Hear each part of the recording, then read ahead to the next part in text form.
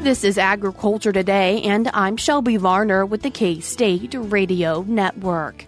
K-State and Washburn law professor Roger McEowen starts today's show by discussing the Dealer Trust Act and what will happen if the Tax Cuts and Jobs Act isn't extended. Continuing the show is Kansas Department of Agriculture Animal Health Commissioner Justin Smith to talk about the highly pathogenic avian influenza. There have recently been confirmed cases in Kansas. Ask the experts from the Beef Cattle Institute at K-State complete today's show. Brad White, Bob Larson, and Jason Warner talk about the differences between winter feeding cows on a Drylot and pasture. That and more is coming up ahead on Agriculture Today.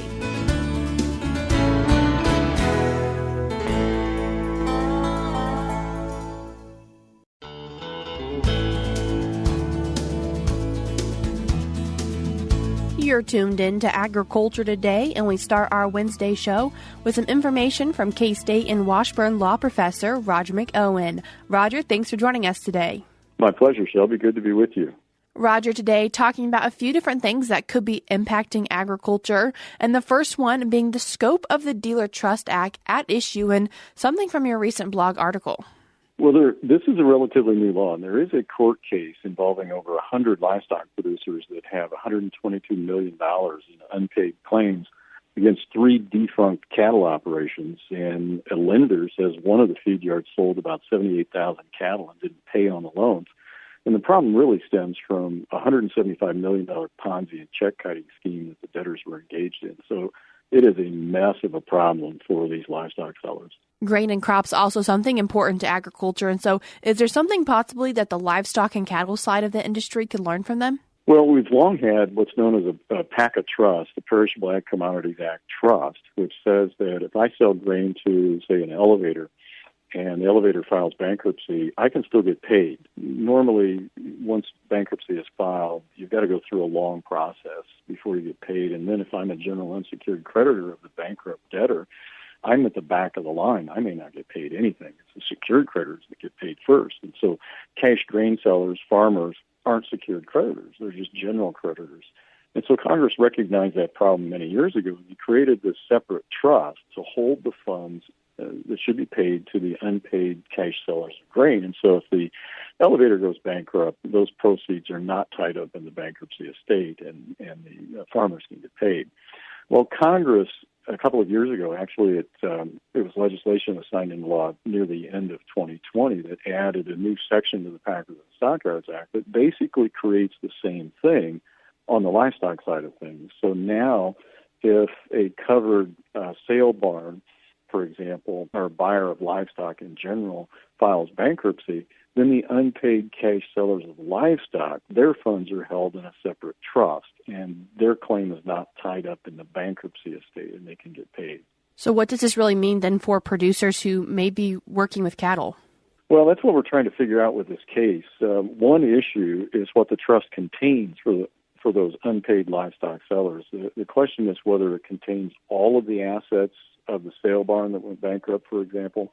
I think it could be, because when we talk about feed yards and cattle operations, practically all the income is from cattle sales. But so far in that case, the USDA has approved for payment only $2.69 million of the claims out of $122 million of those cash sellers' claims for the livestock, claiming that the balance is owed to non-cash sellers that are not covered by the law. And that's what the court is having to sort out. I don't think that was Congress's intent in terms of the way they wrote the law, but this is the first case to test the scope of it, so we shall see. So does that mean that this case will set the precedent for potential future cases? Indeed, it will. It's the first one out of the box on this. The law is new, so it's not really clear what is a trust asset for the benefit of the cash livestock sellers and what assets, if any, are in the debtor's bankruptcy estate. But we're looking forward to this first court case to figure that out for us. And looking forward in the next couple of years, something also important to probably be looking at is, what if Trump tax cuts aren't extended? Well, those expire at the end of 2025, and if Congress does nothing, we revert back to prior law prior to 2018. And from the income tax side of things, it's going to be a major tax increase for many, many people. And particularly the middle to lower income people will see a greater tax increase proportionally than others will. And so it's important that Congress deals with this issue. And it'd be great if they'd tell us sooner than later as to what the rules are going to be so that we can advise clients and advise farmers and ranchers as to what they need to be doing from a tax planning standpoint. So that's a big issue. I think a lot of people get caught up, Shelby, on the federal estate tax exemption coming down. Most people have heard about that. There's a lot of writing about that. But the federal estate tax doesn't affect very many people and very few farms and ranches. But if it comes down, of course, it will affect more. But when we talk about the income tax provisions, that hits millions upon millions of people. And so it's important to know what changes, what we revert back to compared to where we are now, and what we might be able to do to plan if that's going to be what happens to us. And you mentioned that middle and lower class, and could you put a few kind of numbers with it of how this Tax Cuts and Jobs Act, if it isn't extended, would impact them? Yeah, for example, people currently in the 10% bracket, which is going to be the lower level of the income scale, middle of the lower, 10 is going to go to 12% starting in 2026. The 12% bracket is going to go to 15. So for those people, 12 to 15, that's a 25% rate increase. 10 to 12 is a 20% tax bracket increase. So your rate's going to go up 20% or 25% if you're in those two ranges. And then the child tax credit's going to get cut in half. It's currently $2,000 per qualified child. That's going to drop to $1,000. And your refundability of that credit is currently $1,700 per child. That's what the Trump tax cuts took it to. And what that means is if you don't have a tax liability, the government writes you a check of $1,700 per qualified child. So if I have 3 children, and let's say I'm currently in the 10% bracket, I have 3 qualified children, so that's a $6,000 credit. The Trump tax cuts also doubled the standard deduction, so probably wiped out my tax liability. What would happen if Congress does nothing and lets these expire is the standard deduction goes back to its old level, so it's going to get cut basically in half again, so it goes back down to roughly $12,000, $13,000. The Trump tax cuts doubled it, I should have said. Didn't cut it. It doubled the standard deduction, but it would get cut back down. And so now I've got much more likelihood that I owe tax. My child tax credits are going to go to $1,000 per child. So instead of getting a $5,100 check from the government, I now have a $3,000 credit. And if I don't have a tax liability, my refundable portion of credit is much less and may be phased out for me. So, and my rate goes from 10 to 12. If I was in 10% bracket, I'm now in 12. So chances are I go from a position of getting money back from the government to having a tax liability. And people need to be prepared for that, particularly lower income people that live paycheck to paycheck. They may have a nice tax bill when it comes time to pay taxes for the 26th tax year. Now, this is still a couple of years off into the future. So we have to think about these things and be aware of what might happen to us.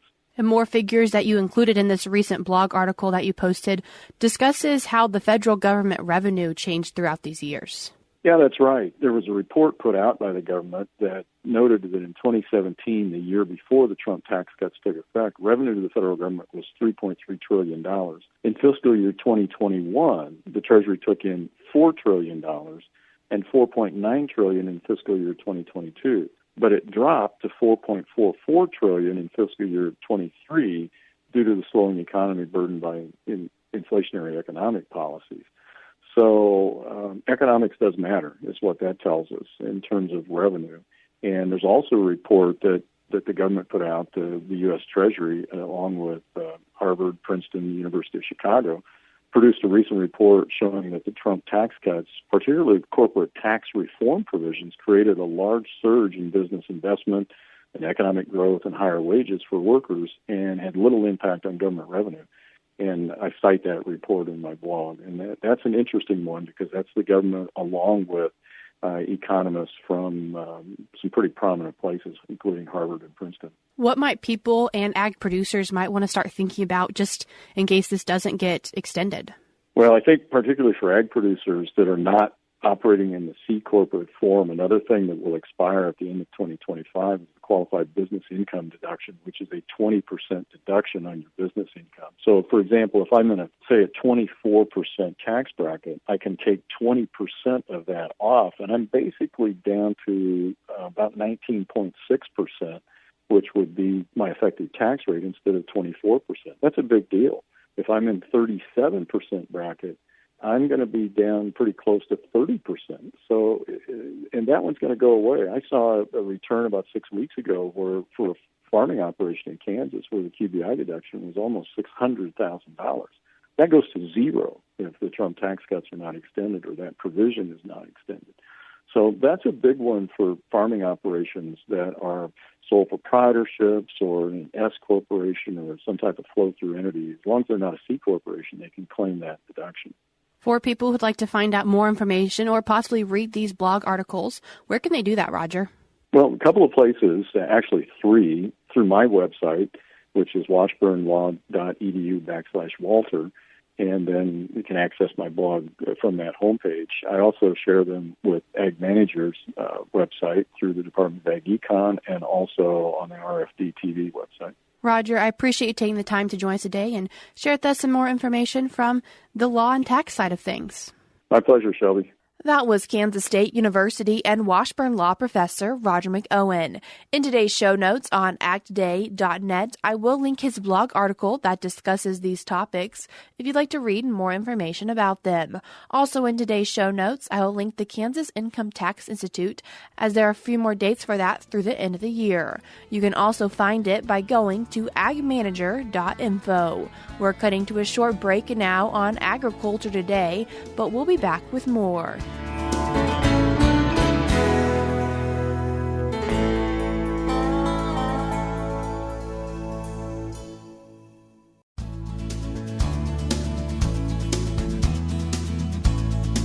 You're tuned in to Agriculture Today, and we continue our Wednesday show discussing highly pathogenic avian influenza. And in to talk about it, we're joined by Kansas Department of Agriculture Animal Health Commissioner Justin Smith. Justin, thanks for joining us today. Well, thank you very much. Appreciate the opportunity. I wish we didn't have to, but do appreciate the opportunity. I agree. Unfortunately, we are talking about it again. And as we talk about highly pathogenic avian influenza, or also referred to as HPAI, what is it? So it's a virus. It's a virus that affects our poultry world, our birds per se.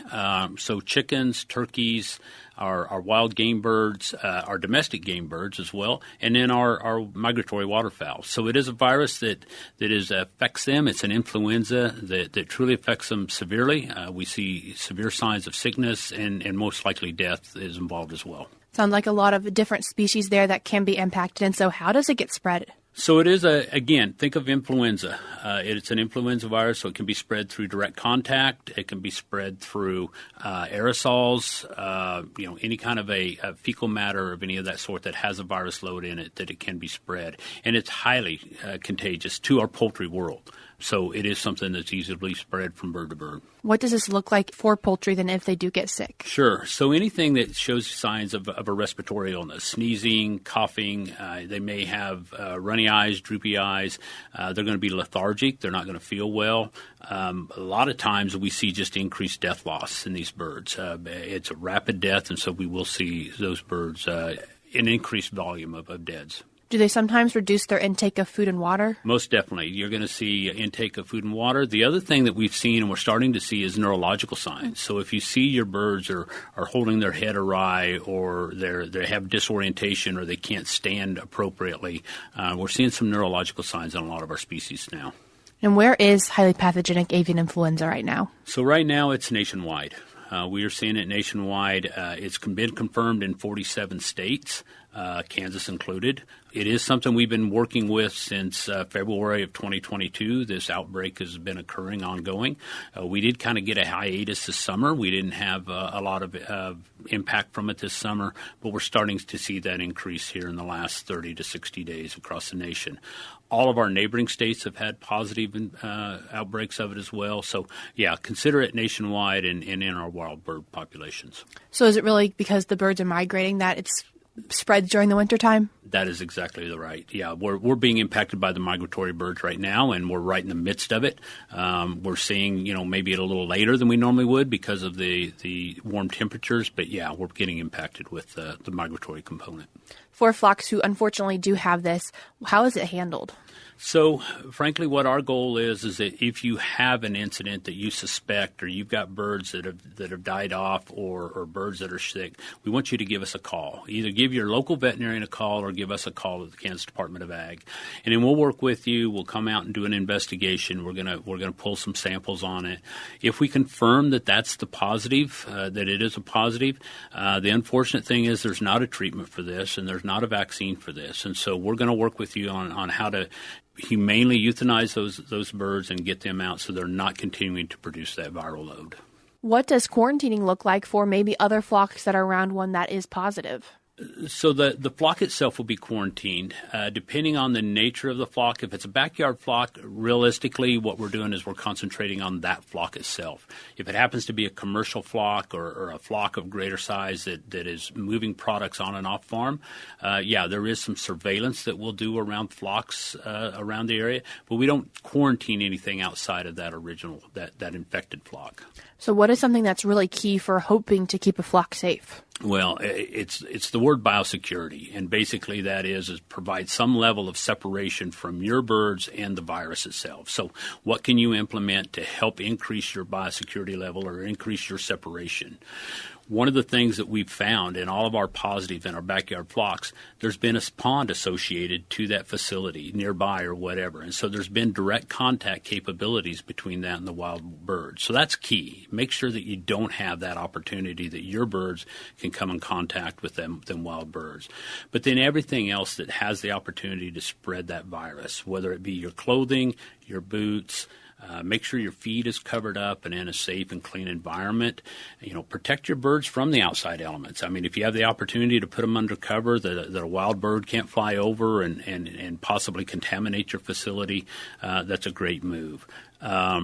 Anything that again provides that separation from your flock from the wild bird component. And while we're concerned maybe about humans bringing it in, could a pet or something also maybe go through that pond and bring it? Most definitely. We haven't been able to in Kansas indict that definitely, but any opportunity for a pet or a rodent or a varmint to bring in an infected carcass or maybe have been feeding on an infected carcass and then happen to go through your poultry farm or your poultry yard, yes, there is that potential. And something else to think about this time of year, especially looking at hunters, and they also need to be careful. Very much so. So it's not a human health hazard. So we haven't indicated, there's no reason to think that this influenza has shown that it goes across to humans, but the exposure from our hunters of bringing that virus home is a very real concept. And so through their clothing, through their boots, if they happen to bring game back home, if you're going to bring game home and clean it and dress it, make sure that you're not doing it where your poultry have access, and then make sure you clean things up and disinfect things securely before you go allow access back to your birds. And as in the past years you've mentioned, that really picks up during kind of the winter, cooler months. And so in the warmer months, do you hope to see some elimination and calming back down of it? We do. So we do know that the virus is susceptible to heat and drying. Unfortunately, this virus didn't show quite that level of susceptibility that we normally would have. But with that said, it does slow down. And in case in point, we didn't have any here in Kansas since our last outbreak was in April. We have 2 new positives now in backyard flocks, one in Pot County and one in Shawnee County. So we know it's coming back. But yes, the heating and the drying does definitely impact the viral load that's out there. For people who do think they have it in their flock, what should they do? So first thing is either contact your local veterinarian and let them know about what's going on. But if you don't have a veterinarian or a veterinarian that's comfortable in dealing with poultry, make sure that you reach out to Kansas Department of Ag and contact us. And we have 3 different ways of doing that. We have our website that basically is agriculture.ks.gov /AvianInfluenza. Or also we have a toll-free number set up as 833-765-2006 that they definitely can reach out to us, and we would encourage them to do so. And so looking ahead, what do you think are a few key components for poultry producers for keeping that backyard flock safe? So the key is, I'm going to say it again, is the biosecurity and the fact of create a level of separation between the birds and the source of the infection, the migratory birds. And so whatever that may be, whatever you can do to maintain and create that separation, putting them under cover, maintaining the separation from food sources, and not allowing that direct contact to any source of a pond or water where these wild birds may congregate. Justin, I appreciate you taking the time to join us today and discuss highly pathogenic avian influenza. Thank you very much. Appreciate the opportunity. That was Kansas Department of Agriculture Animal Health Commissioner Justin Smith. If you have questions about avian influenza, you can go to agriculture.ks.gov/avianinfluenza. If you think you have sick birds, you can call 833-765-2006. You can also send them an email at kda.hpai@ks.gov. Before we cut to a break, we're now going to be joined by Scarlett Maydinger from the Kansas Livestock Association. Mark Gardner of Ashland was elected as the new chairman of U.S. Cattle Trace. He began his one-year term in the volunteer position during the organization's annual symposium held earlier this month in Kansas City. Joe Leathers from Guthrie, Texas, was chosen as the chair-elect. The two will lead the organization during the next year. Gardner's roots in the cattle business trace back to 1885 when Gardner Angus Ranch was established. He graduated with a degree in animal sciences and industry in 1983 and came back to ranch with his father and brother Greg. In early 2000, he took over management of day-to-day operations, overseeing both a commercial cow herd and an Angus seed stock business. Gardner's commitment to the industry extends beyond U.S. Cattle Trace, which he has been involved with since its inception in 2018. He played a pivotal role in the creation of U.S. Premium Beef, contributing to its viability for nearly 20 years as board chairman. Additionally, he has served in various leadership roles within his community and the industry, including on his local school and church boards and with the National Cattlemen's Beef Association, the American Angus Association, and Ersic and Dahl.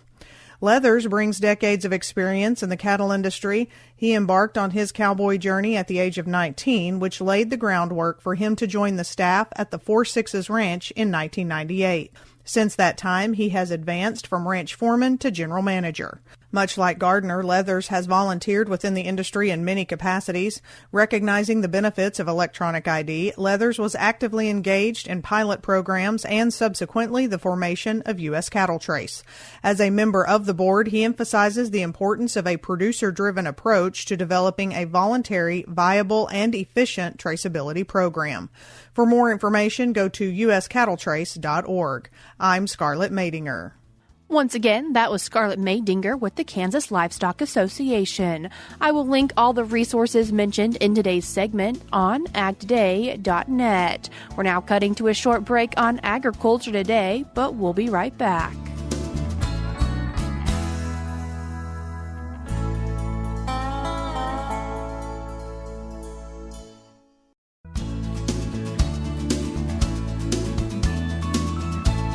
You're tuned in to Agriculture Today, and we complete our Wednesday show with the Beef Cattle Institute's Ask the Experts.